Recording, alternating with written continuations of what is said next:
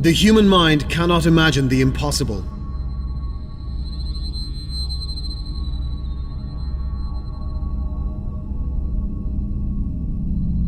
Today we are witnesses to and participants in what is not only the beginning of a new historical epoch, but also of a new critical stage of human development. This is unprecedented, at least since the beginning of the so-called civilized period of human history. What we considered science fiction of tomorrow is becoming an incredible reality today. The future has begun. This movie tells the story of the future. On the reach of the hand. The era of intelligent space. Life online awaits us. Every human and every object will spend every second of his or her life in the network, forming a global intelligent space, a huge social network. Biometric passports and IDs will appear, and then become physically implanted in the human body, serving as a wallet, credit access, driver's license, insurance, and later as a communication terminal. We will be able to manage our own property from any place on Earth.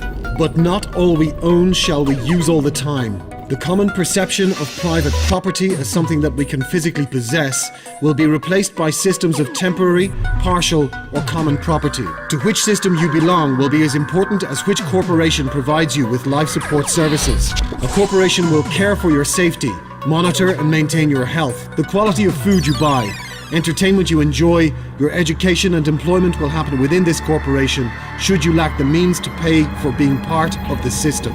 The coming world is too complicated to preserve privacy and anonymity, and at the same time it is simple enough to make it possible for everyone to watch and survey everyone else. We will cross a threshold where we will all become willing participants in the reality show and will pay for the possibility to be offline. All paperwork will disappear and all social services will be outsourced to lifestyle corporations and be managed online. A bureaucracy in its present form will practically disappear too. State and government functions will be limited to control, lawmaking and law execution.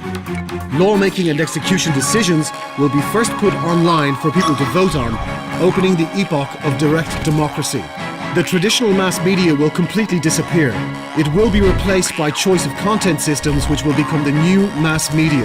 In fact, every individual will become a sort of mass media, him or herself.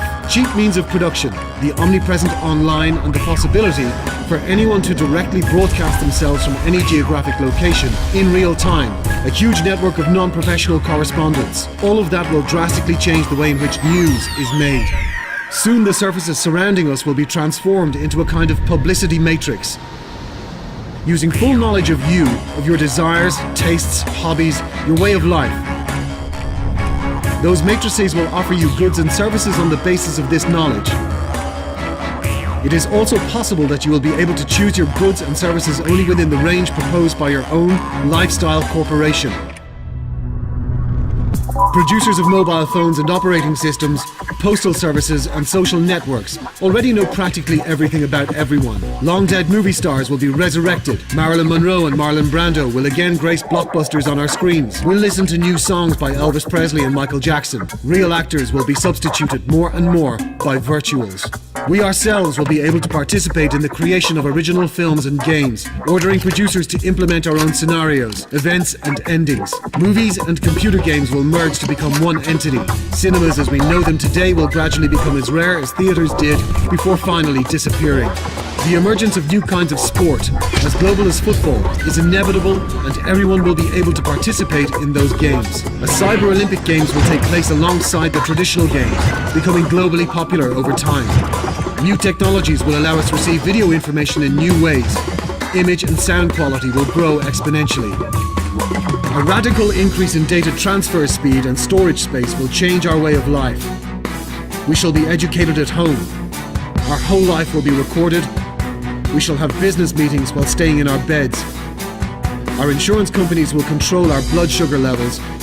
We shall attend birthdays of our friends while not leaving our living room chairs. A new stage in the life of humankind will start. An all-encompassing virtual reality. The world behind the looking glass. A new world. We often see it in movies. It is partially present already in our everyday life, but the moment when people will be able to fully submerge themselves into virtual reality is still to come. God will not rule and give orders. God will be a person who writes software code, determining algorithms of development, creating the environment. In fact, programmers are the gods of a new world. It is they who will create for us the endless succession of infinite virtual universes in which we can become what we want to be, live where we want to live, and do what we want to do without any limitations and restrictions. Just pay and live. Very soon the virtual surface of an average-sized town will fit in a shoebox or be stored in millions of computers. For example, while renting a small 3-square-meter room in a ghetto, you will be able to live in a beautiful castle on the seashore because a virtual reality will be significantly cheaper than a real thing. You may be crippled and confined to bed, but still be a multiple world mountain running champion. You can be ugly and weak, but beautiful and strong, because the thing you call a body is only a physical shell for your mind, and your physical location will not be important. You can live in one place, but work, study, and receive medical treatment in different continents. By and large, a future world is a world without geography, borders, and nationalities. Instead, it is the world of countless groups and communities. The creation of new virtual worlds and emigration to those worlds will be one of the branches of man's evolution. More exactly, an involution, when tourism turns in upon itself. But let us come back to reality. All the above mentioned has yet to be constructed and serviced, and before arriving there we will have to overcome catastrophes, wars, and epidemics. Unfortunately, the world which surrounds us today will be with us for some time before moving away and clearing a space for our happiness in a virtual nirvana. Let's briefly look through some sectors. Energy. An enormous amount of energy will be necessary for all those technical marvels that will surround us. In the foreseeable future, hydrocarbons will be the main energy source, but gradually it will be replaced with renewable sources such as sunlight, wind, tides. More and more often waste materials will be used. But in the future, the main source of energy will come from safe, clean, unlimited energy of nuclear fusion. For the moment, controlled nuclear fusion is the only known process that can give to humankind enough energy to explore the solar system. But it is very important to diminish the expenses. That's why promoting energy saving and the rational use of energy sources, increasing energy effectiveness, will become one of the main ideologies of the future. Food. In the foreseeable future, the world will still be largely dependent on food. The rapidly growing demand for food as the result of population growth will be met with the mass production of genetically modified products, but those in their turn will be replaced with the synthetic food. The advancements in biochemistry will permit creation of printers, which will print products. In order to get an apple or a meatloaf, it will not be necessary to plant a tree or to raise beef cattle. It will be sufficient to fill in a special device with the organic raw materials, press a button and wait till it's ready. In 50 years, the human body will not need food in the present day sense, but rather it will need energy, which it will receive directly in one or another form through the existing communication networks. War. The war of the future is a permanent war. It goes on forever as an element of a global competition. This is a remote war of machines, information technologies, and software codes. The greatest warriors in this war are present-day gamers and programmers. Unmanned micro and macro devices will perform key military tasks absolutely imperceptibly. They will only be revealed when the struggle for enemy data acquisition or communications breakdown is achieved. Large-scale wars as we presently understand them will disappear, freeing other means to reach the goals. Future wars will be essentially a combination of covert operations and will be driven by technology. Medicine. Rapid advances in genetic technologies and transplantology will permit us to avoid many desires, to improve our genome, and significantly prolong our life. Powerful communication networks will permit remote monitoring of our health conditions. Online diagnostics, consulting, and medical checks will become a common practice, and new robotic technologies will make a remote surgery possible. Childbirth will not be so painful anymore, as new technologies will allow us grow a fetus outside of the mother's body. Aging organs and dying tissues will be replaced with the new ones, which will be grown from the genetic material of the patient. This will permit us to approach immortality, something we'll talk about later. Education. The possibility of instant remote access to all information and knowledge databases from any geographical location will lead to the global spread of homeschooling. Educational institutions' main function will be to control students' knowledge and issue diplomas instead of teaching and educating. Schools and universities as we know them today will gradually disappear. For example, hundreds of thousands of students will study in one school or university. Finally, the process of knowledge and skill acquisition will be simplified to downloading necessary software directly into the human brain.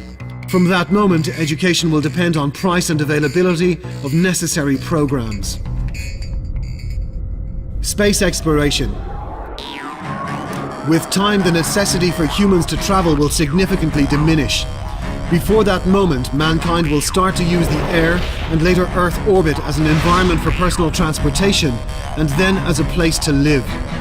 Human population increase will force people into the uninhabited areas in the north to inhabit the ocean, air, space, and finally, virtual reality will grow.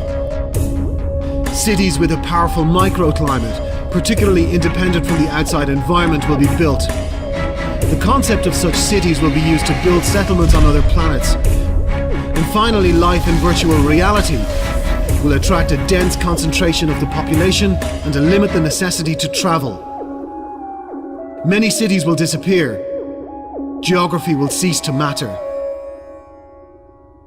Geopolitics. The world remains a combination of national, political, social, and cultural limitations. We can also observe the ongoing process of influence redistribution between the world's regional powers and their strengthening. All those limitations will be removed and the world will finally become a gigantic Babylon with a single currency and language, a single political system controlled by the world government. Geopolitics will disappear. All nations, nationalities, and national consciousness itself will cease to exist without support. In global world conditions, state democracy and capitalism will be replaced by private corporations, which will later become states in and of themselves. But the possibility to choose a place to live, freedom from geography, independent energy and food sources will make humanity really independent, and Babylon will split up into millions of small states. The epoch of a new political geography will arrive.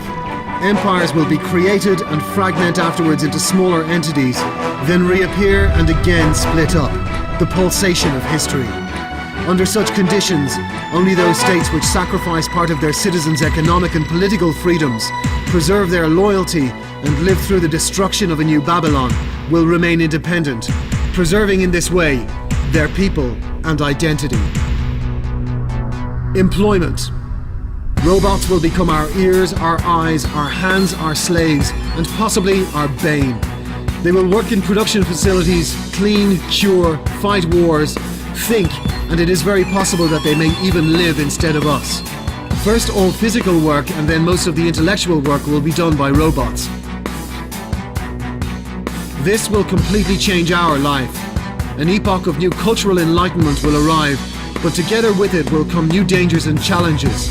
What will happen when a fast, strong, and defiant, unusually intelligent organism with a network consciousness will attain a real consciousness and the ability to reflect upon itself? Above the horizon, he has defeated death by his own death. A human life has neither sense nor purpose. Where are we flying to? Where are we? When? Are we in a remote corner or are we in the center of the incredible time-space continuum which gives us life and death? We do not know who created this illumination, nor when or why. We do not know, but we are absolutely confident we can know ourselves and the world around us, all the time discovering something new and through this, justifying our existence. Our bodies are weak. They quickly decompose, they are fragile. They need a favorable environment, not natural to most of the universe. Our mind is much stronger than our body, but it also has its limits. In order to be able to cross the borders of the solar system, to overcome discrimination imposed by the universe upon us, to visit other worlds, we must stop being the humans we are now. We must become stronger, more intelligent, and live much longer. We must defeat death. The paradox is, by approaching immortality, we are killing the human species. In the 21st century, we are going to make another step on the way to our evolution. The first independent step. After that, a new history awaits us.